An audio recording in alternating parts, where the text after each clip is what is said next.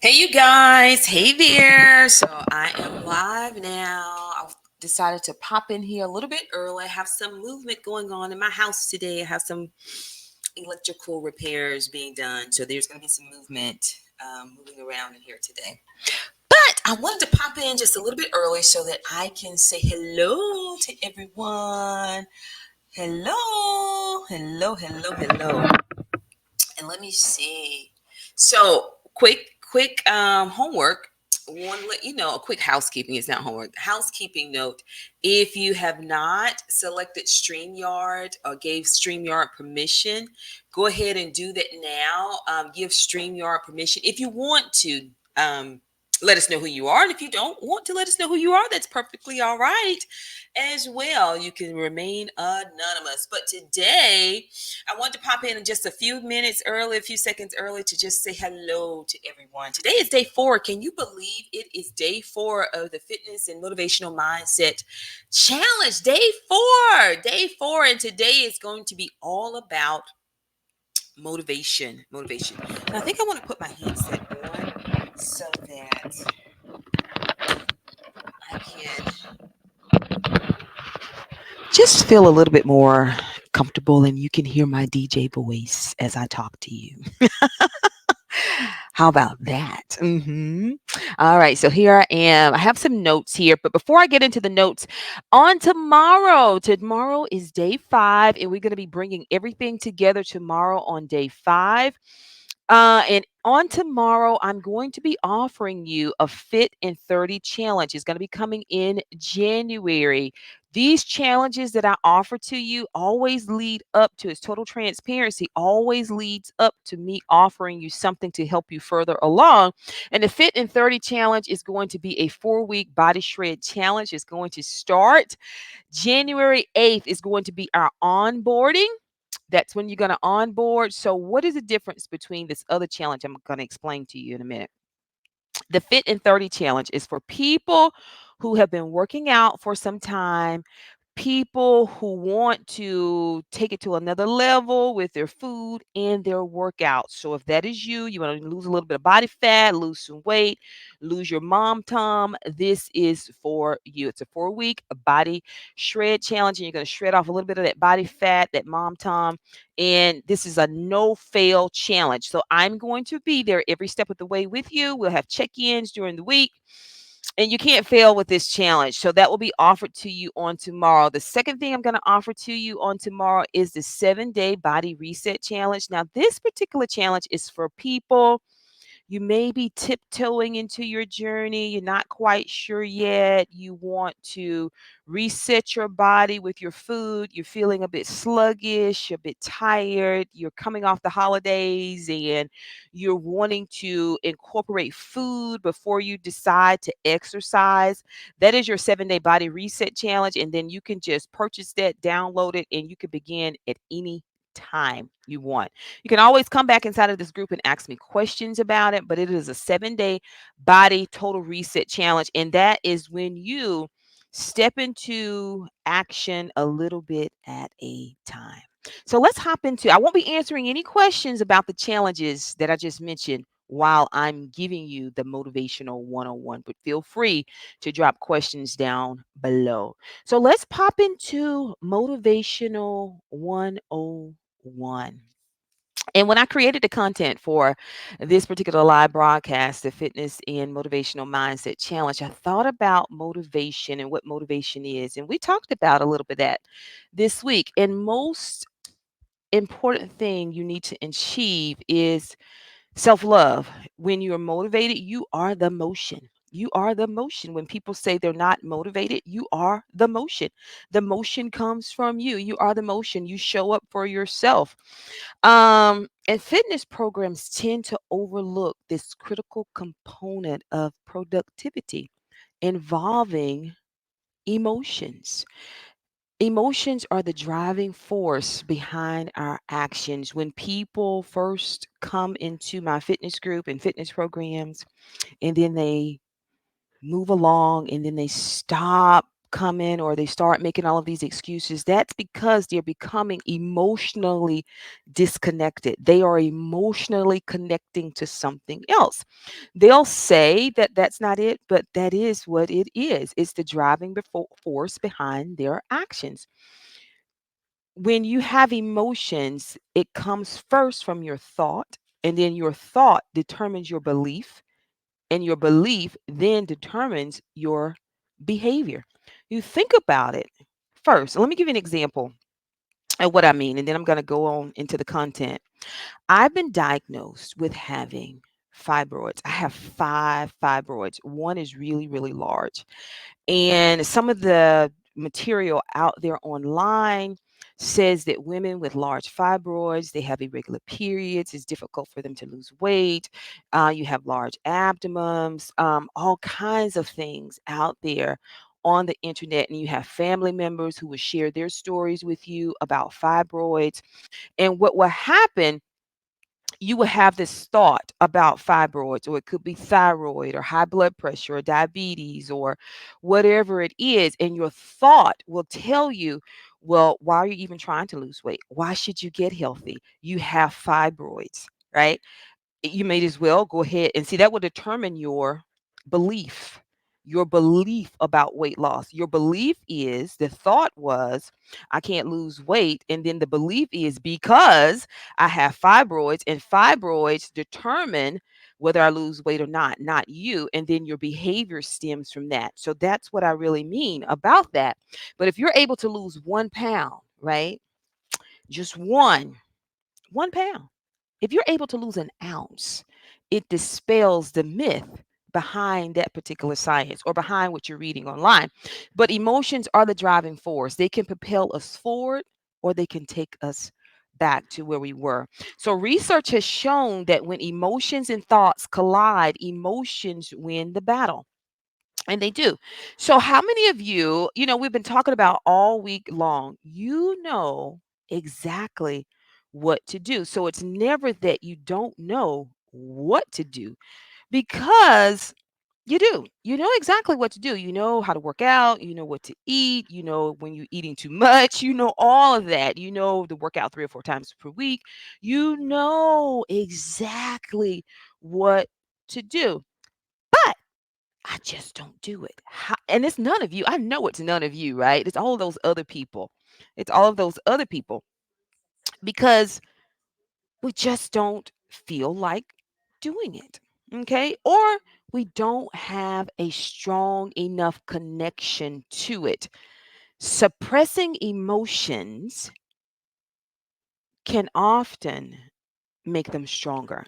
And I'm going into a story right here. Suppressing your emotions can make them stronger. When I started working out at the end of 2013, December 2013, I decided that I was going to change my life forever. I was sitting in my bedroom, and I wrote out a list of all of the people that I wanted to forgive in my life. And at the top of that list was my father. I wanted to forgive him first, and then the list continued. I think I had about 5 people on that list, but it started with him. Forgiveness for the things that he just didn't know. He was a man of his time, right? And so I started to work out. And what happens is, when people begin to work out, when you begin to work out, all of these emotions come up that you're not aware of, all of your emotions from childhood that you are just not aware of. And so from that point, December 28th, 2013, I decided that I was going to change my life for the rest of my life. So on into January of 2014, I began the effort that it took to change my life. My life. It was going to cause some emotional stress in other people's lives, but I was willing to risk that. I was willing to risk it all in order to repair and remodel my life. And so that's what I did. So I said I was not going to weigh myself anymore. I weighed myself December 28th, 2013. And I said, I'm not going to weigh myself anymore until December of 2014. And I had lost 20 pounds. And I was like, oh my God, I've only lost 20 pounds. I was 238, and what? I'm only 218. What happened? But here's what was happening. I was going to the gym every day. and I was working out. And I didn't try to get on all of the equipment at one time because I didn't understand it. And I told myself anything that caused me emotional stress in the gym, I just was not going to do. So I decided to pick one piece of equipment, one piece of cardio equipment, and that was the elliptical machine. So every day I would get on that elliptical, whether it was 30 minutes or an hour or 45 minutes. But I promised myself that I would not miss any more than 3 days. That was the pact I made with myself to rebuild the emotional trust I needed within me to be able to move forward. But here's the thing, right? I had the fitness down. I knew what I needed to do, and I was doing that part. I was going to the gym every single day, but I was not managing the emotions that came along with my everyday life. The emotion of being divorced, going through a divorce. And so here's how I would manage that emotion. I would come home after going to the gym. I lost 20 pounds, but I would come home after going to the gym and I would eat because I would come home to a house that was different. It was very alone in here. My children, my oldest son had gone off to the army, to the military, and my baby boy was in the 10th grade. And so he was doing his own thing, right? And all of these emotions would flood back to me. And I had an emotional connection to food. Food brought me the best comfort. It was my anesthetist. I could anesthetize my thoughts with food. The more I ate, the more I did not have to think about what I needed to manage. And so I had made a habit out of leaving the gym and going by the store and coming home and eating these chips. And I know none of you do this, right? You don't go and work out and you don't come home and you eat all of this shite, right? Only I did that. And so I would eat an entire bag of Lay's party size potato chips. And I would go back to the gym the next day because I was emotionally connected to it, made me feel good in the moment. I was only going for the moment. That is how I managed the, or at least that's how I thought I managed the emotions. That was my thought. You eat the chips. I believed that the chips would solve my problem. It would help me feel good. And so the behavior continued. Um, and that's what happens for people who join fitness programs, just like you and me, and people out there. They join fitness programs and they have their food planned out and they have their workouts planned out and they just don't follow through. They don't follow through because there's not a strong enough emotional connection. In order for you to make changes in your life, in order for you to have motivation, there has to be emotion connected to it. And I'm telling you that women, you and I are we are feelers. So with anything that you connect to and really strongly connect to, you are able to conquer and overcome. Let's talk about goal setting. Have you ever set a goal and maybe you didn't know it was a goal in your life and you weren't where you wanted to be? Maybe you took care of a sick loved one and you were going back to school at the same time. Maybe your children were small and you were in school, or you worked two or three jobs and you just knew that you had to do what you had to do. And that was actually a goal. You didn't see it as a goal, but you were emotionally invested in that. That is the reason why people do things for others more, especially women, than they do for themselves, because you are emotionally invested. Your emotional strength. And anytime I have women to join fitness programs, and that's none of you, right? I know it's none of you. Join fitness programs. And I only train women who are over 40, 40 and over. However, some of those women that are 40 and over are still emotionally connected. If it's not emotionally connected to their career, um, they're emotionally connected to their children. They're emotionally connected to their spouse. They're emotionally connected to anything outside of taking care of themselves. And when I see that, I know that their days are numbered. Their time and space is limited. It won't become a lifestyle for them unless they become aware of their emotional strength. Because what's happening, here's what's happening. I want to explain what's happening to these women. What's happening to these women is they are emotionally connected over here, and their emotional strength is being drained. So when it's time to work out, when it's time to food prep, when it's time to take care of you, when it's time to go to the gym, you don't see it as a priority. You don't see it as important. And so women are brilliant at creating emotions. I want you to think about a time in your life when you've been emotionally connected to anything that's powerful to help you, and you did something really, really, really, really hard, but you were able to achieve it. It may be planning a parent's birthday party. It may be planning your parent's funeral. Anytime you did something really, really hard and you were able to achieve it and you didn't blink an eye, you were emotionally connected. You were emotionally invested in it, but you didn't set it as a goal. If that child told you, I needed this to graduate high school, you would go out today and get another job. You would work two or three jobs, right? And you wouldn't blink a bat an eye. You wouldn't, because you would be emotionally invested in that. So I want you to be able to celebrate the wins. Motivation is not about you waiting until you lose 100 pounds. Motivation is not about you looking at the daunting task of how far away you are from where you need to go. If you're truly going to make this a lifestyle, if you're truly not going for in the moment, the reason why people go back to their old habits is because they're not emotionally connected.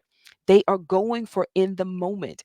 They are going for those, hello, you look so good. You look so beautiful. The dopamine hits and the highs. And after that wears off a little bit, you just go back to eating and doing all the things that you were doing. So you say, well, Kim, how do you get past this? And see, it's not your fault. When we were little, right? When you were younger and you tried new things, say you had spills or you had falls, you have this memory of your parents, and they were well-intended parents or people around you making you feel bad about maybe falling, or um you had a spill on the table. They didn't allow you to clean it up. They really criticized you in the moment for making that type of mistake. Maybe you knocked it over as a 2-year-old or a 3-year-old, or you could have been 16 years old for all that matters. But people minimized you for showing up as you. And so, what you did and what women have been socialized to do is to be very small, to be very quiet. Don't make too much noise. Keep everything together. It's your job to be the strength.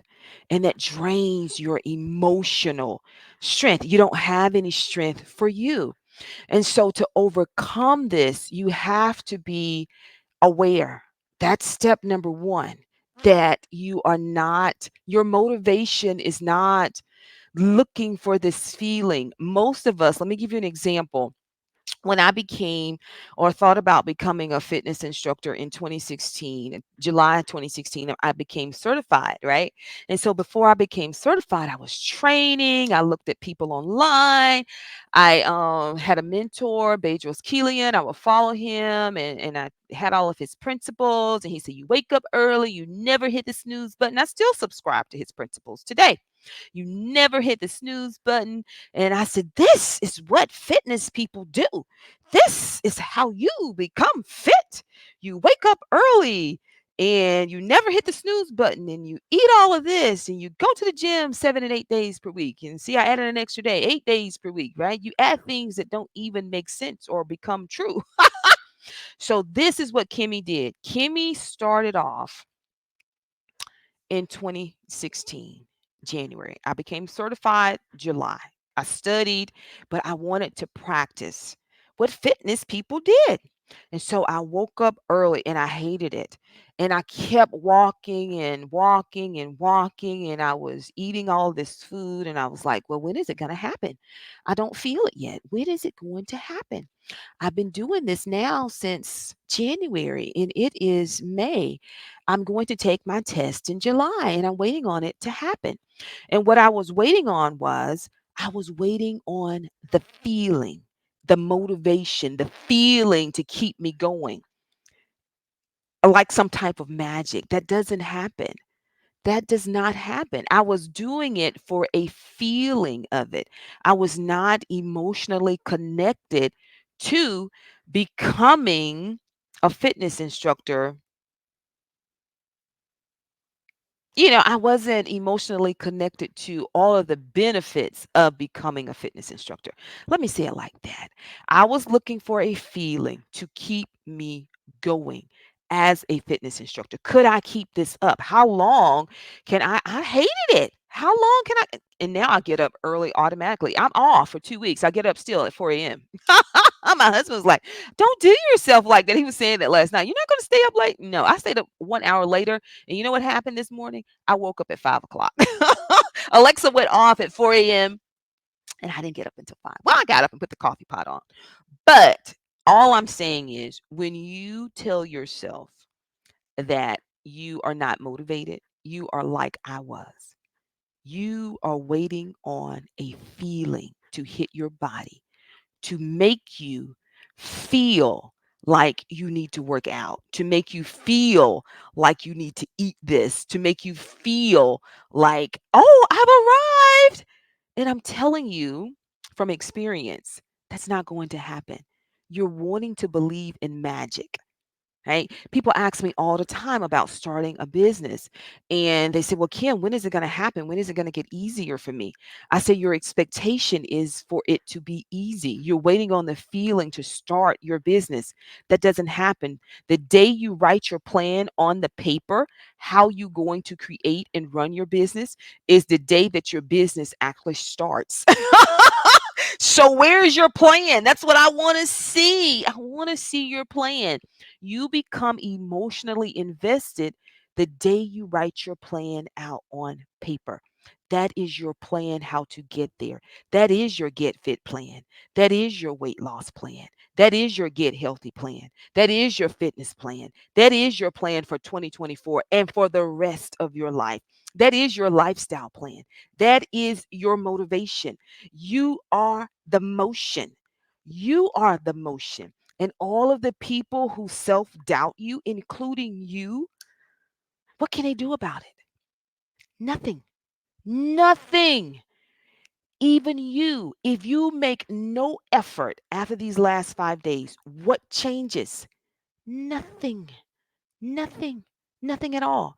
So I did this 5 day motivation and fitness mindset challenge to help you understand and uncover your why nots. Grab your data. And today, to help you unfold what is really behind your motivation.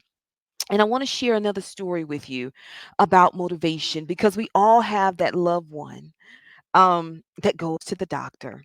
I had one, that went to the doctor and then they come home and they try on what it feels like to be different. We all know that person who smokes. We all know that person who drinks too much. We all know that person who overeats. We all know that person who is overweight, who's diabetic, who has hypertension. However, they have not had the motivation. They're not emotionally connected enough to change your life. And sometimes death is not enough. It's just not enough. They're not emotionally invested in it. And I'm going to tell you why. Because earlier this week, we talked about how the body and the brain, right? Struggle. They push back. Your body seeks comfort. So every day, right? And I don't feel sorry for the people. I do empathize with people because I know what the struggle is like. Okay? I know what it's like to have to overcome a lot of challenges and have to plan. I have to plan right now. I go to Virginia on Sunday. So I have to pack and take all of my food with me. I have to pack and take all of my protein with me. So I know what that's like. I've never always been in this space that I'm in now. It happens over time. You cannot continue to live with the expectation of other people knowing what's best for you. That's investing too much of your emotional strength into other people. Only you know what's best for you. And a bit of a back end of this story, going back to people who go to the doctor and they don't change, or they may change for the moment because they have a hypothesis in their mind as the doctor is talking to them. They try on what it would feel like to be healthy, to lower their A1C, to have the high blood pressure come down, to be able to run, to jump. They try on what it would feel like to lose 50 or 100 pounds like I did. They try on in the moment while they're sitting, talking to that doctor. And then once they come home and they're faced with their personhood, who they actually are. So you can't go straight away from the person in your mind because we don't live in our minds. We don't live in our heads. You can't go straight away from the person you are to the person you want to become. And so you leave the doctor's office, or they leave the doctor's office, and maybe he did give them some type of plan, right? But that plan takes them straight away into who they need to be. And change doesn't happen that way. Okay? Change just does not happen. Even changing the tire on your car, you can't get out of your car, out of your vehicle, and just put on a new tire. You have to get the jack. You may have to get a drill to take the drill bits off. And then you have to put the tire on. And then you have to re-drill the bits back onto the tire, right? Or you may need to put on a donut and ride and have it. It doesn't happen. Change does not happen straight away. And so the back end of this story is about my father. My father died let me see, I'm 50. So he died about at 54. I think he was 54, 53 years old. He went on dialysis. He was diagnosed with end stage renal disease. You know, that's when you have to go on dialysis, right? And so end stage renal disease is when you have to go on dialysis for your kidneys have failed. And so before his kidneys failed, he had 20% left. And so the doctor told him at 40, he said, and my father drank, he drank a lot. And so now I understand why he drank. And so when he went home, it was no emotional connection to it. And so he wanted to stop drinking, but a part of his personhood, his body, who he was, needed the alcohol because he was like the Incredible Hulk man when he wasn't drinking. Okay? He was. And then the other part of him, the hypothesis in his mind, he wanted to be somebody different. But the doctor told him, he said, if you drink another drop, you're going to end your kidney function forever. And so he went home and he tried. He couldn't do it, right? Because his body, you get this feeling in your body, like most of us, most of you, when I would go work out, I didn't know how to manage my emotions, right?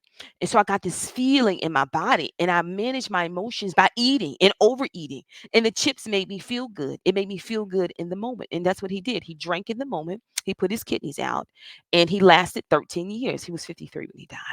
53. He couldn't help it. He couldn't. He just couldn't help it. And some of the people in your family are that way. Some of you are that way.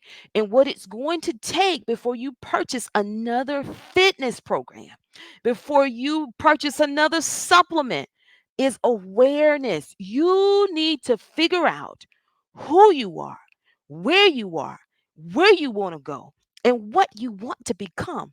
Whether you are 40 or 50, like me, it does not matter. You can start over at any stage and age in your life. First, by becoming aware. You need to become aware. Motivation is awareness. Awareness.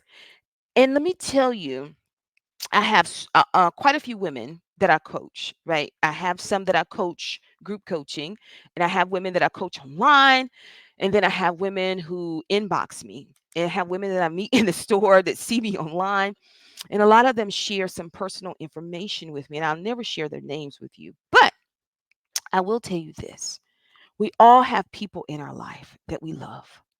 You do, and I do. And they all mean well. They really mean well. They do. And you will experience well intended comments from those people. You will experience, if you are on the verge of changing your life, the first thing you want to do is have a conversation with these people.